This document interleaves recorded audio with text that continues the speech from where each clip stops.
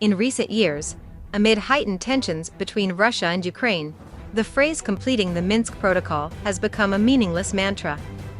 All parties have pledged to abide by the terms of the agreement, but so far no progress has been made in the Minsk implementation.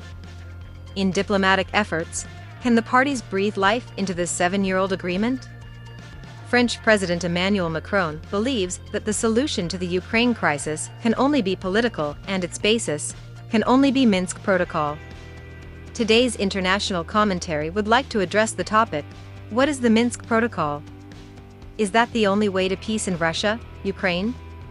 Before the Minsk II agreement was born, Ukraine and the separatists agreed to a 12-point ceasefire called Minsk I in September 2014 with terms such as prisoner exchange, provision of humanitarian assistance and withdraw heavy weapons. However, the agreement quickly fell apart with violations from both sides.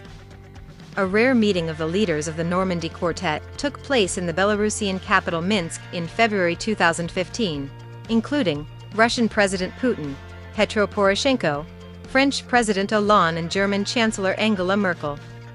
So far, only President Putin is in office. The meeting aimed to end the then bloody 10-month conflict in eastern Ukraine, hoping to bring peace to the separatist regions, Donetsk and Lugansk. Negotiations towards a political solution for the region, after the separatists announced the establishment of the self-proclaimed Donetsk People's Republic and the self-proclaimed Lugansk People's Republic. The Ukrainian government claims these are the two regions that are in fact occupied by Russia, which Moscow denies.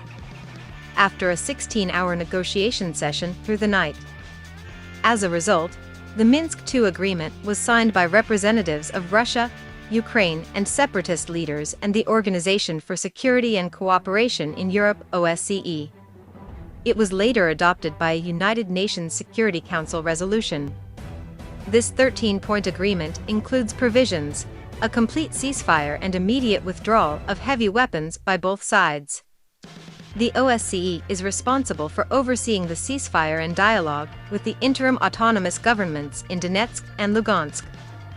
According to the law, and the Parliament of Ukraine receive this special status, they will grant amnesty to prisoners, exchange of hostages and prisoners, humanitarian assistance, resumption of socio-economic relations, including wages retirement. Ukraine restores control of national borders, withdraws foreign armed forces, military equipment and mercenaries from the region, reforms Ukraine's constitution. With specific mention of the status of Donetsk and Lugansk along with the holding of elections in these two regions. Strengthen the activities of the tripartite contact group with representatives of Russia, Ukraine and the OSCE. One can see that the leading clause of the Minsk agreement is an immediate ceasefire before the parties come to the negotiating table. Fierce fighting still occurs in some areas between the Ukrainian army and the separatists, in which the government troops suffered heavy losses. After the agreement came into effect, the bloodiest fighting ended, allowing OSCE observers to monitor the area of the line between government troops and the separatists. OSCE has so far detected sporadic ceasefire violations along the demarcation line. However, there has been less fighting and fewer casualties than in 2014 and 2015. From this perspective, at least the agreement has been partially implemented, but still, there are still 1.5 million Ukrainians to be displaced and nearly 14,000 people were killed in the conflict. The agreement reached an impasse in an attempt to resolve the situation in eastern Ukraine. The Minsk agreement was made very hastily. Russia was a signatory, but its role in the conflict was not acknowledged.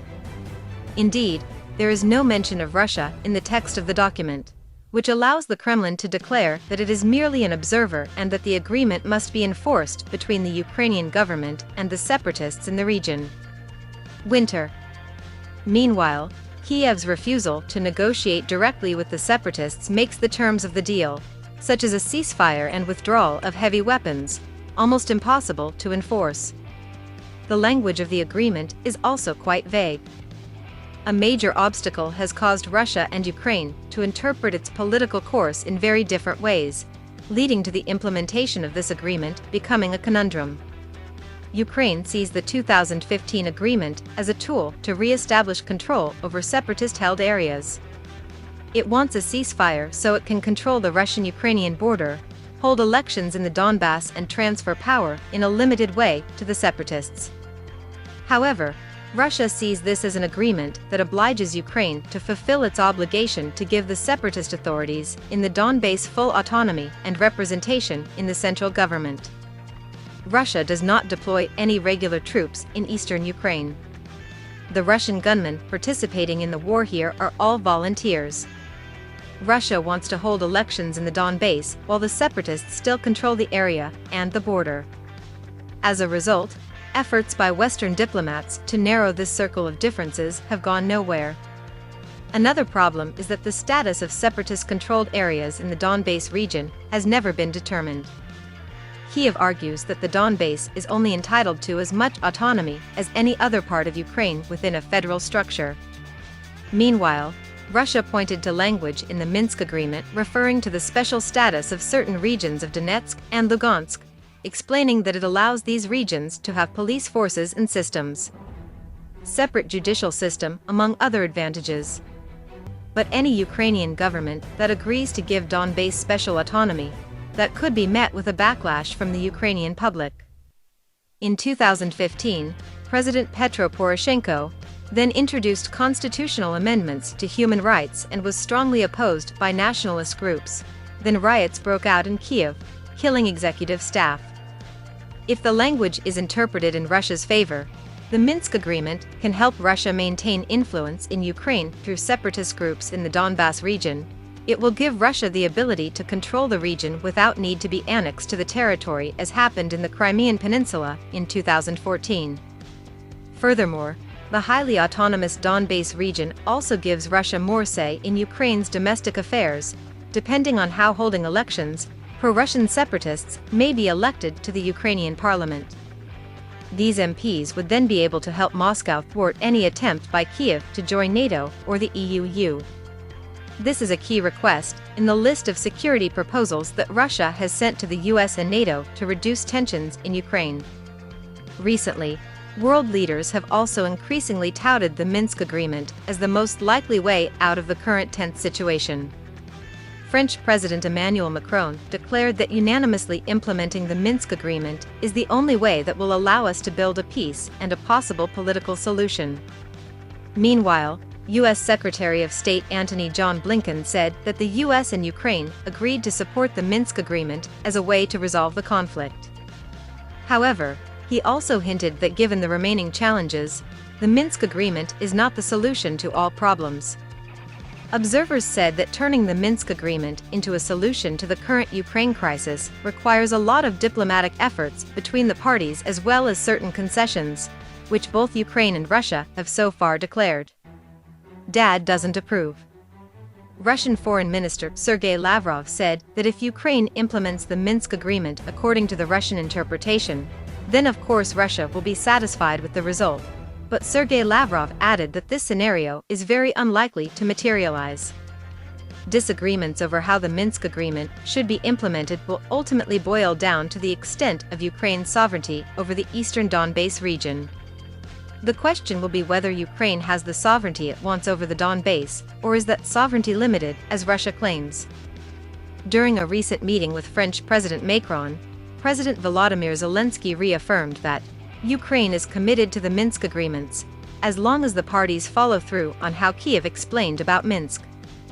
However, Ukrainian officials were more pessimistic, saying that Minsk was impossible because it would destroy Ukraine. The documents call for an immediate ceasefire in the conflict in eastern Ukraine and an end to major military hostilities. However, the conflict continued to smolder and not much progress was made on the political front. The agreement called for the withdrawal of foreign troops and mercenaries, as well as constitutional reform in Ukraine, in order to create decentralization and elections in the territories currently supported and administered by Moscow for a long time. The main obstacle is sequencing. Kiev insists the separatists should get rid of their weapons first, while Moscow demands political reform first. Critics of the Minsk deal claim that former Ukrainian President Petro Poroshenko signed the deal like a gun pointed at Ukraine's head. When the Kiev forces faced total defeat against the enemy was receiving support from the Kremlin. Ukraine's parliamentarians stated that the Minsk agreements are dead. Those conditions cannot be fulfilled. We understood that well at the time the leaders signed it, but we signed it to give Ukraine time to restore its government, its military, its intelligence and security systems. They also argue that many points in Minsk are inconsistent with Ukraine's constitution and that with Russia, Ukraine cannot be expected to fulfill its demands. Therefore, Ukrainian elites argue that French President Emmanuel Macron cannot force Ukraine to comply with Moscow's demands. In a press conference with Macron, when asked about Ukraine's refusal to implement the Minsk agreement, the President Putin used a phrase that the press considered to have a sinister connotation. Like it or not, it's your duty, my beauty. The agreement must be fully implemented, or it won't work, no matter what President Putin's intentions are. Putin's use of the word beautiful to call the Ukrainian leader shows a dominant attitude towards Ukraine, a neighboring country that is increasingly leaning towards the West.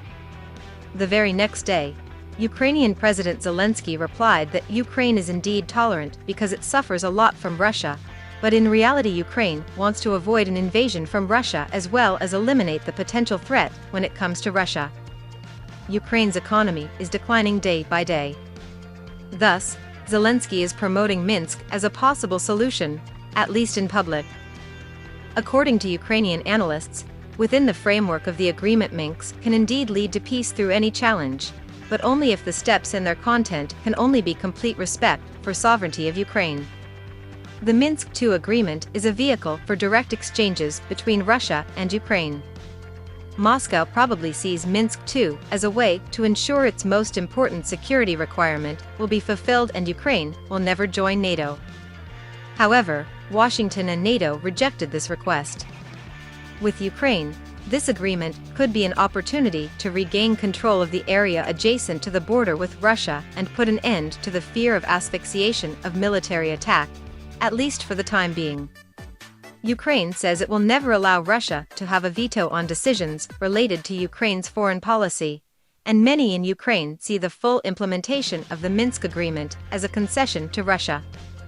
However, observers say there may still be room for compromise if all sides are open to dialogue. Thank you for your interest and follow-up. Goodbye and see you in the next videos.